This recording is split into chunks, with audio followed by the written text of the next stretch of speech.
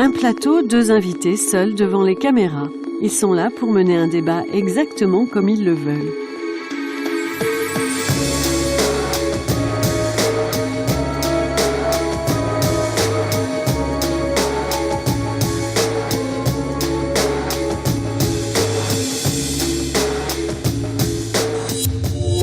Premier invité, qui êtes-vous ?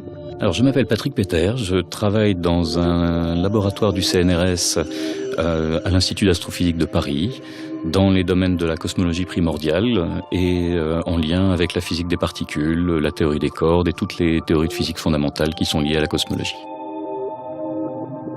Même question, pouvez-vous vous présenter ? Je suis Aurélien Barraud, je suis chercheur au laboratoire de physique subatomique et de cosmologie du CNRS à Grenoble et professeur à l'université Joseph Fourier. Mes thématiques d'intérêt principal sont d'une part au niveau expérimental, la recherche de ce qu'on appelle les rayons cosmiques et les grands télescopes, et au niveau théorique, l'étude des tout premiers instants de l'univers. Vous avez maintenant 30 minutes rien que pour vous, avec comme point de repère, une lumière rouge qui s'allumera si on a besoin de vous interrompre. Première partie du débat.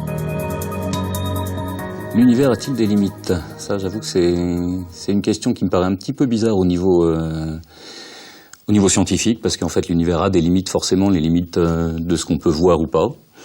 Au-delà de ça, la question, c'est aussi la question de l'infini, la question, oui, l'univers est-il fini ou infini ?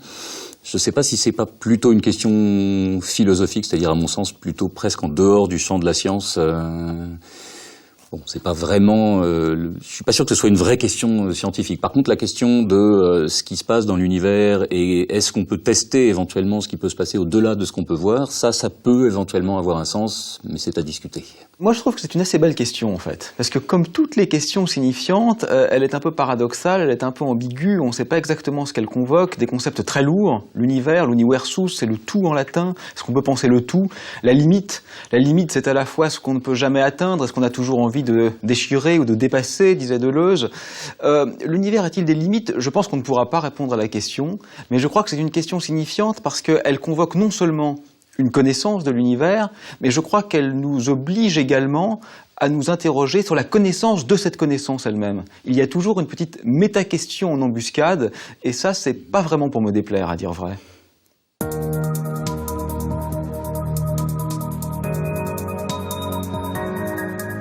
Alors je crois que le satellite Planck, qui est un remarquable instrument européen, qui est actuellement en train de prendre des données et qui permet d'observer en quelque sorte la première lumière de l'univers, va, si ce n'est révolutionner, au moins infléchir considérablement notre représentation cosmologique.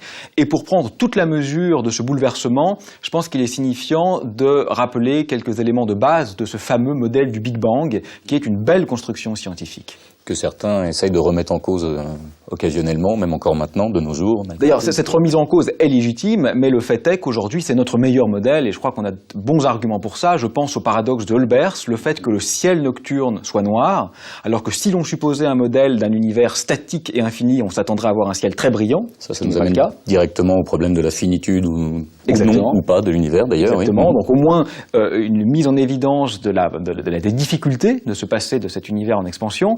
Je pense au problème, ou plus exactement à l'observation de la récession des galaxies. Chaque point d'univers semble s'éloigner de chaque autre, donc en adéquation avec l'image d'un monde en explosion, en quelque sorte. Donc les mesures des années 30 déjà, de Hubble et autres. Absolument, et je crois d'ailleurs que ça rend le modèle extrêmement facile à infirmer, parce qu'il suffirait de trouver une seule galaxie lointaine qui se rapproche de nous pour que l'ensemble de l'édifice s'effondre. C'est donc pas une pure spéculation, c'est un vrai modèle.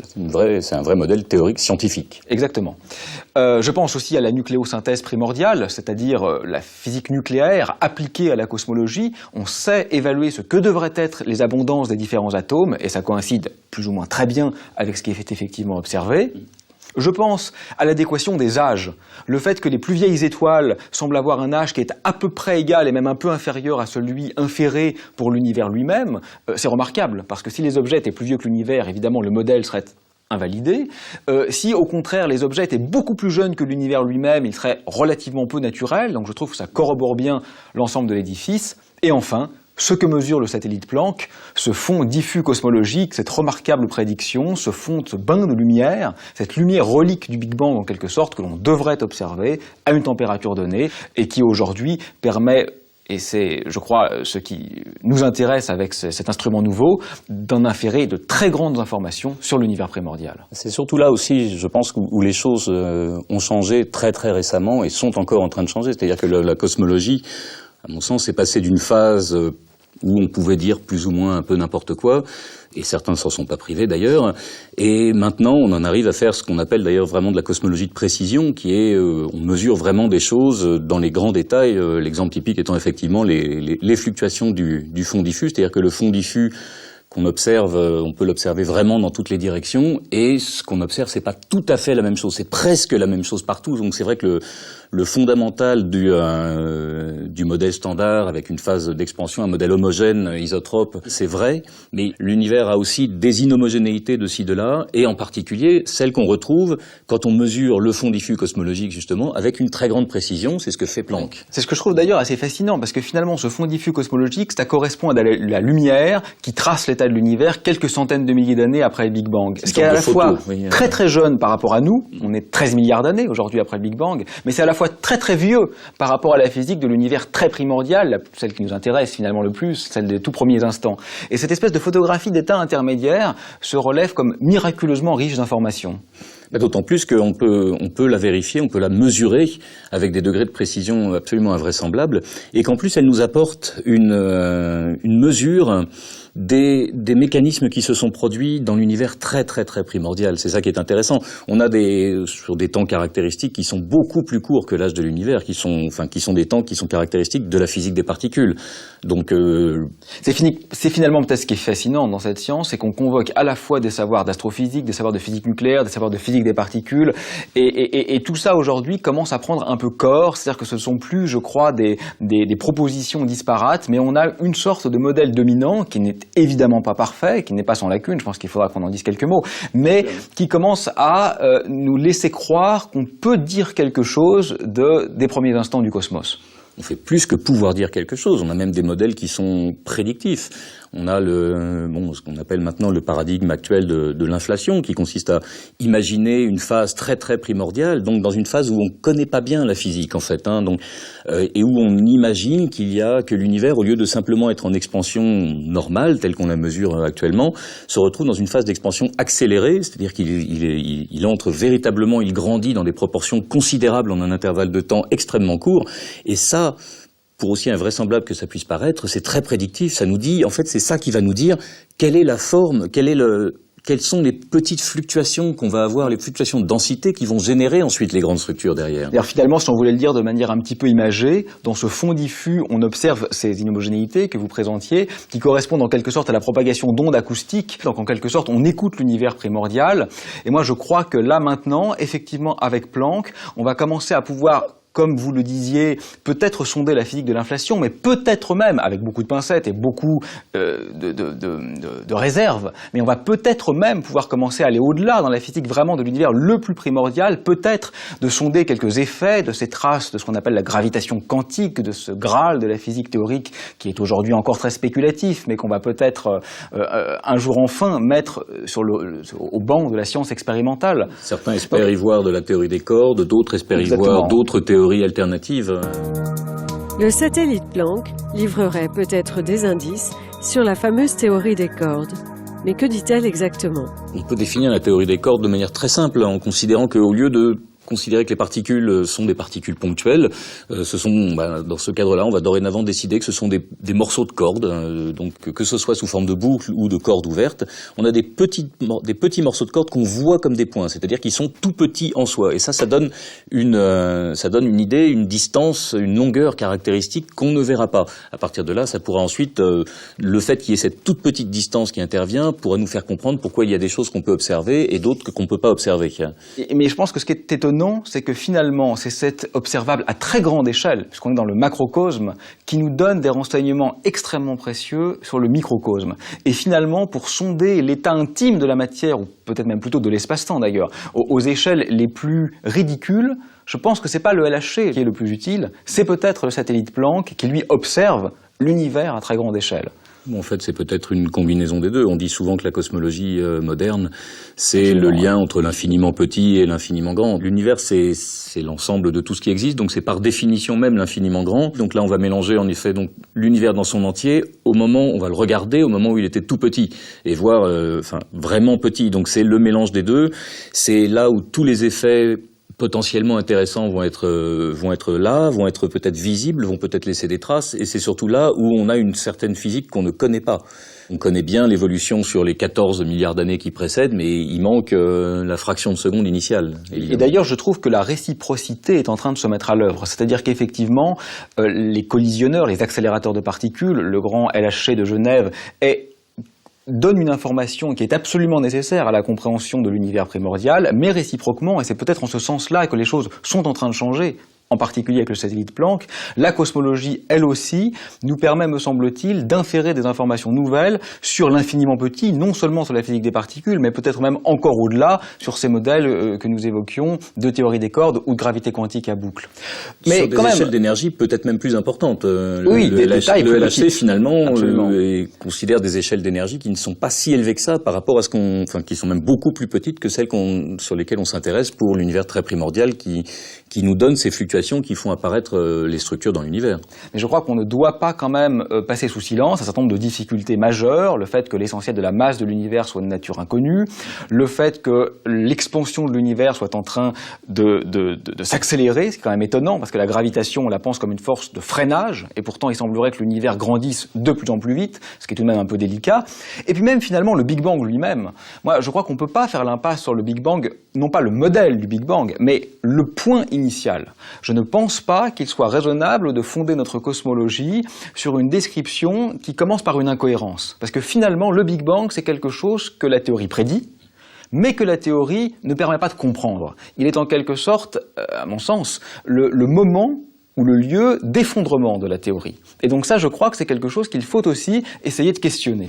Tout ce que ça nous dit, c'est qu'il y a un moment où il faut fabriquer d'autres théories, typiquement la théorie quantique de la gravitation, mais même avant ça, il faut probablement changer notre physique. On connaît très très bien la physique jusqu'à la physique nucléaire, globalement, jusqu'aux énergies du LHC, à peu de choses près, mais on a encore beaucoup d'ordres de grandeur entre cette physique du LHC et la physique dont je parlais tout à l'heure de l'inflation.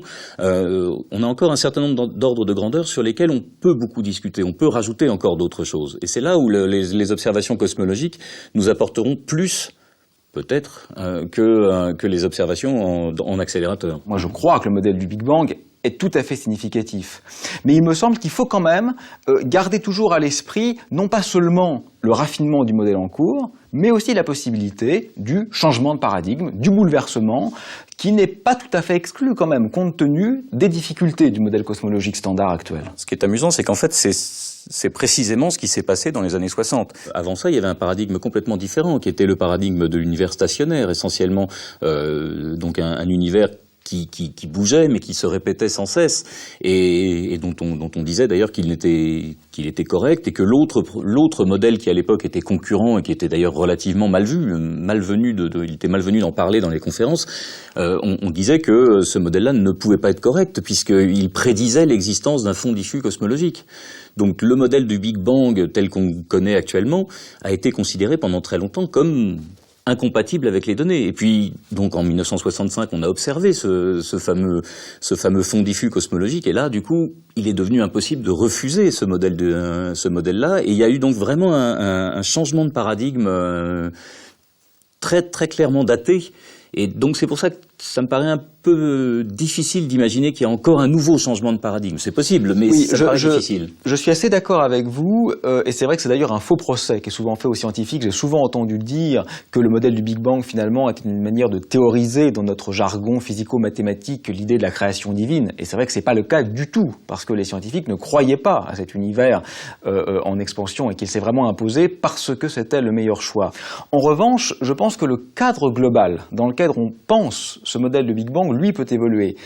C'est par exemple la question de l'origine. Le Big Bang ne s'intéresse qu'à ce qui se passe après, en quelque sorte, cet instant initial. La question de l'avant a-t-elle un sens ? nous avons appris, je pense, vous et moi, à l'école, qu'elle n'avait pas de sens. Parce que la théorie qu'on utilise, qui se nomme la relativité générale, la très belle théorie d'Einstein, qui nous montre que l'espace est dynamique, ce qu'il faut bien comprendre, c'est que l'expansion de l'univers ne sont pas des points qui se déplacent dans l'espace. C'est l'espace lui-même qui grandit. C'est une dilatation de l'espace. Dans la théorie d'Einstein, on ne peut pas poser cette question. C'est un peu comme se demander ce qu'il y a au nord du pôle Nord. Au nord du pôle Nord, il n'y a rien. Il n'y a pas de nord du pôle Nord. Et ça, je crois qu'une évolution majeure peut prendre naissance, c'est de recadrer en quelque sorte notre univers peut-être dans un cadre plus large et le Big Bang dans une histoire temporelle elle-même plus large.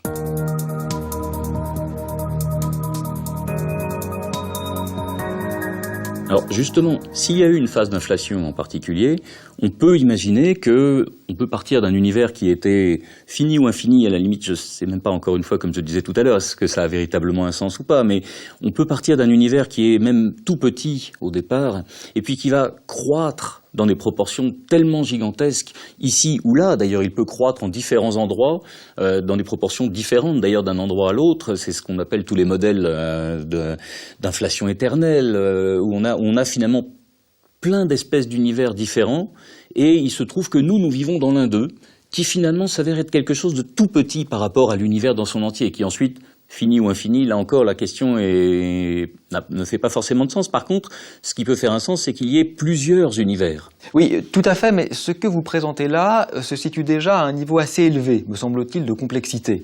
Et je crois que la question, à mon avis signifiante, de la finitude se pose déjà en des termes finalement plus rudimentaires et plus élémentaires.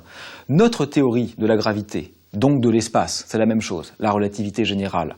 Lorsqu'on l'applique à l'univers dans son ensemble, qui se trouve un peu paradoxalement d'ailleurs, être plus simple que chacun des objets le constituant, a une prédiction très claire. C'est que l'espace ne peut avoir, ou plus exactement l'espace-temps, ne peut avoir que 3 formes possibles. Et ce qui est intéressant, c'est que dans 2 de ces 3 cas, et aujourd'hui on ne sait pas lequel est effectivement à l'œuvre dans notre monde, l'espace est strictement infini. Et je crois que cela a des conséquences. Ça a des conséquences parce que lorsqu'on s'étonne de la morphologie ou des constituants de notre monde, suivant qu'il est unique parce que fini, ou qu'il est éventuellement multiple et même multiplement infini parce que nous aurions une infinité d'univers dans cet espace infini, alors la réponse change radicalement de nature.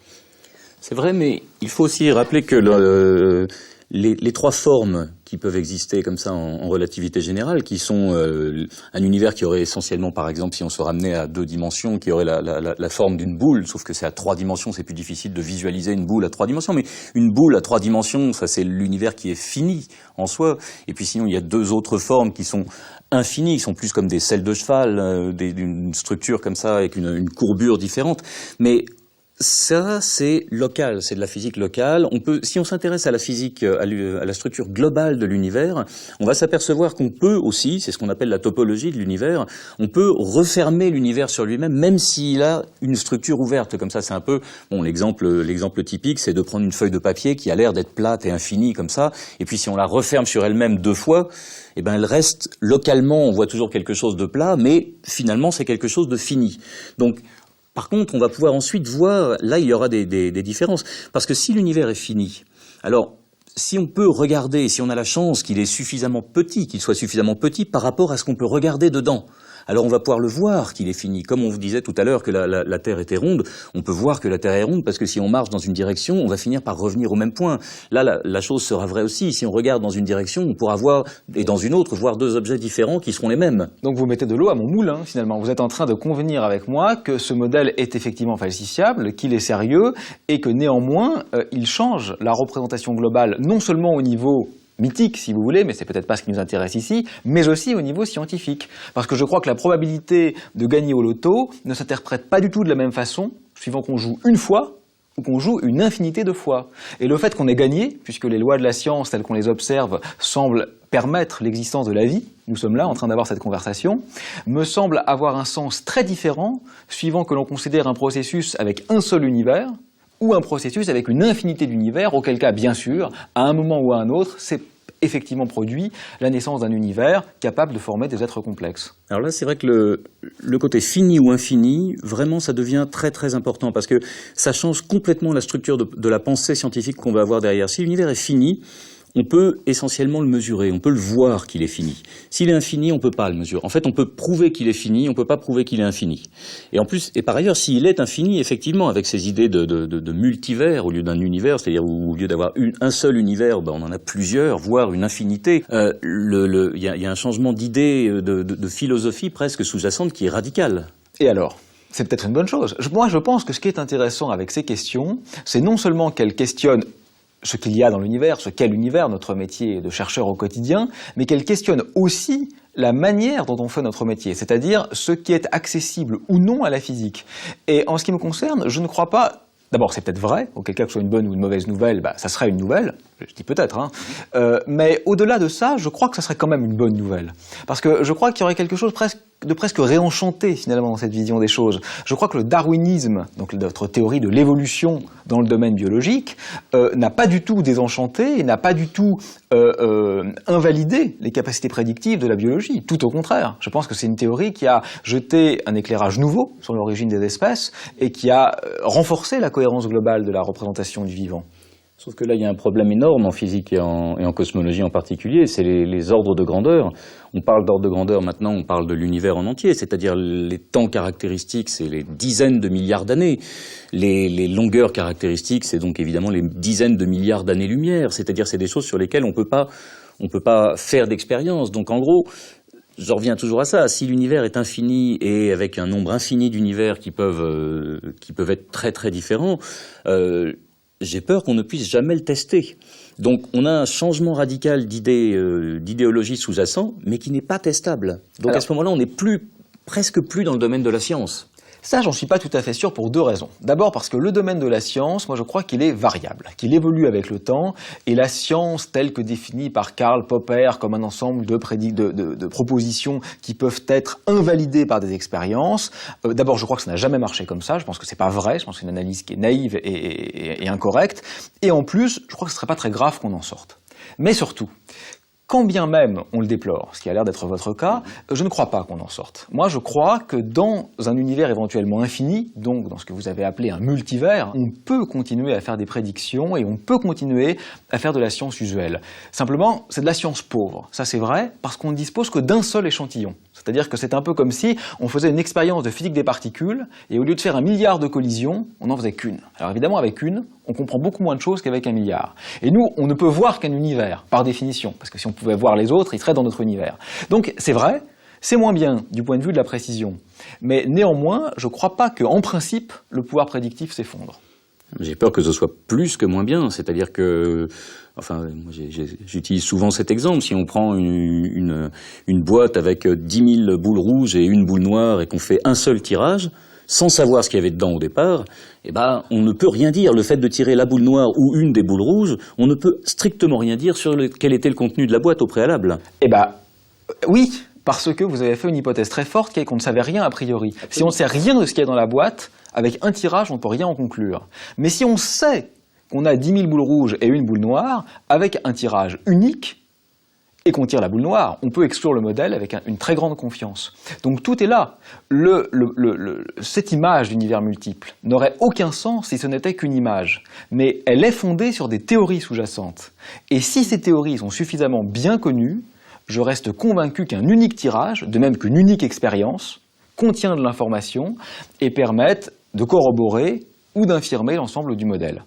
On peut arriver peut-être effectivement si dans un cadre théorique donné, on a non seulement un ensemble d'univers infini, beaucoup d'univers et beaucoup de possibilités, et je ne crois pas qu'on puisse vraiment les tester par le seul et unique tirage. Par contre, on peut espérer que cette théorie ait d'autres prédictions. Absolument. On peut revenir sur le fond diffus cosmologique. En général, on peut regarder le fond diffus cosmologique à beaucoup d'échelles de distance. Le fond diffus cosmologique, les structures de l'univers, les galaxies, comment les galaxies se mettent ensemble, comment il y a toutes ces formes de structures qui se passent. On peut regarder la physique donc aussi dans les accélérateurs et mélanger tout ça. Et en théorie, une théorie qui prédirait un multivers aurait d'autres conséquences ailleurs qu'on devrait pouvoir vérifier. Donc c'est un ensemble de choses qu'on doit pouvoir mélanger. Et tout à fait. Je crois que c'est ce qui fait la force de ces modèles, finalement. C'est que les univers multiples ne sont qu'une des conséquences de ces modèles. Ils ne sont pas le cœur de ces modèles. Et effectivement, vous évoquiez la théorie de l'inflation tout à l'heure, qui n'a pas du tout été invoquée pour créer, pas par goût, des univers multiples. Elle a été invoquée pour de toute autre raison, beaucoup plus sérieuse, entre guillemets, en tous les cas beaucoup plus tangible et beaucoup mieux testable. Et donc de ce point de vue-là, effectivement, je ne crois pas qu'on aura une réponse claire à ces questions dans les prochaines années avec le satellite Planck. Mais je trouve remarquable qu'il devienne possible d'envisager des tests expérimentaux de ce type d'interrogation et que quelque part, peut-être un peu contrairement à ce que vous laissiez entendre, moi je pense que la migration est plutôt là de la métaphysique vers la physique et non pas l'inverse. Je crois que ces questions étiquetées comme métaphysiques entrent doucement, très doucement, dans le champ des sciences dures.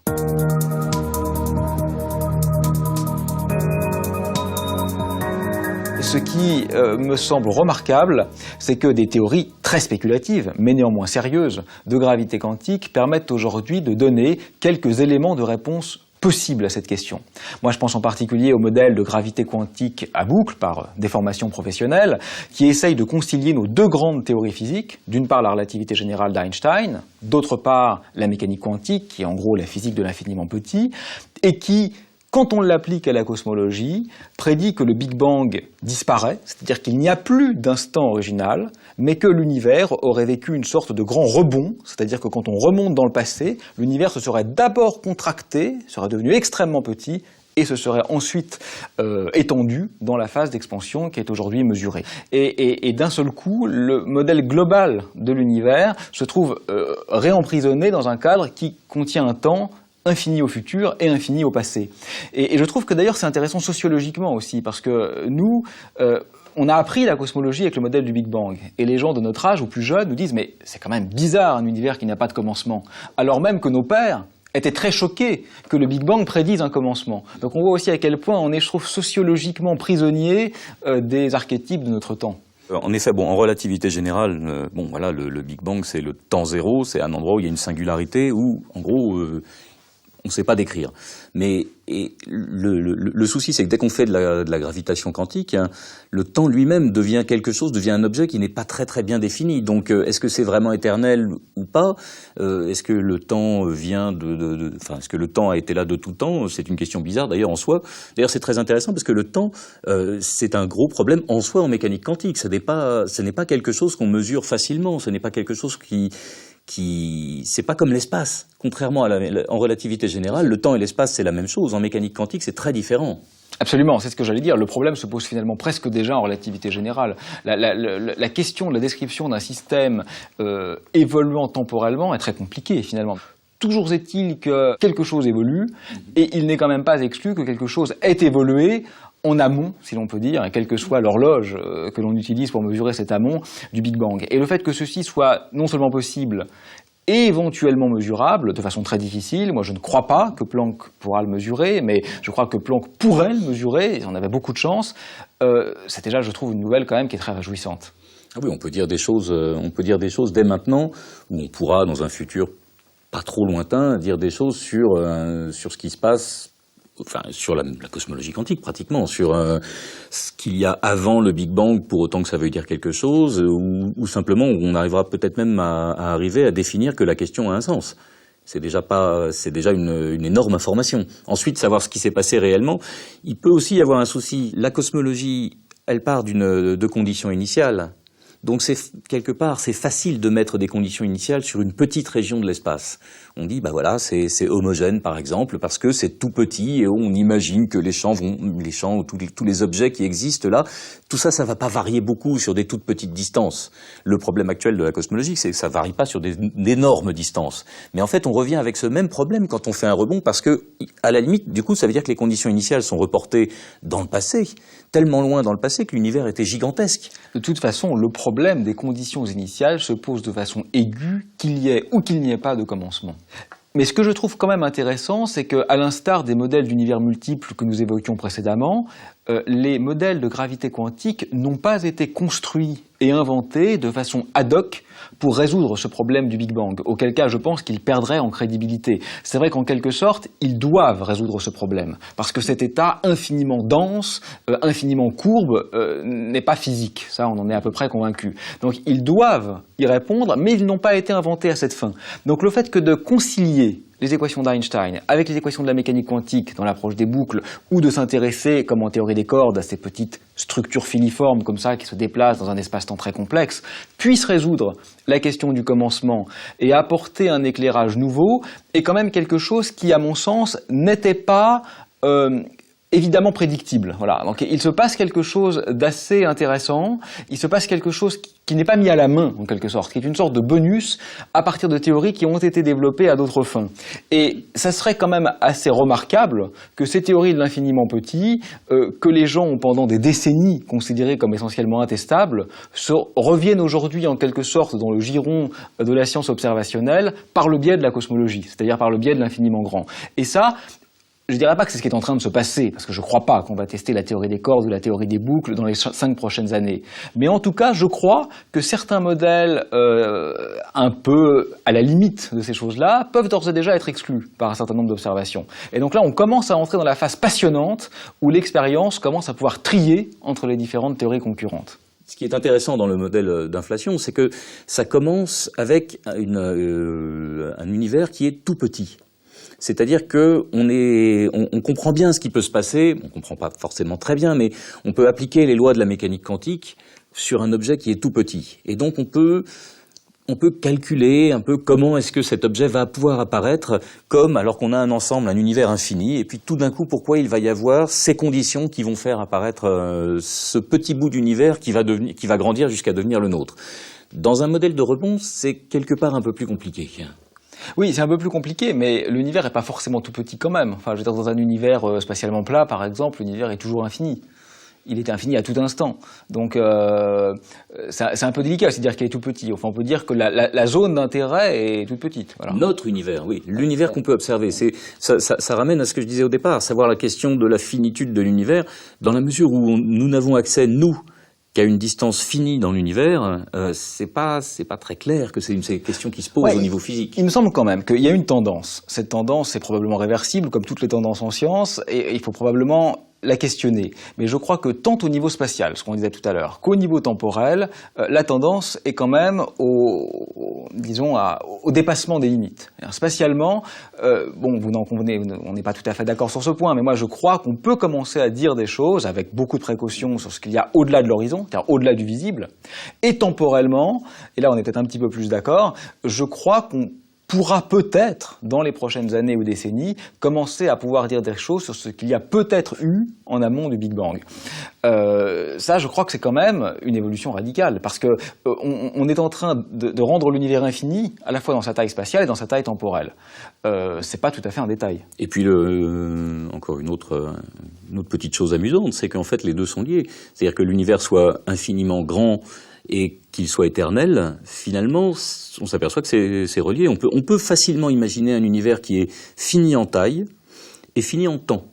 On peut imaginer, c'est ce qu'on fait en permanence aussi, un univers qui est infini en taille et infini en temps.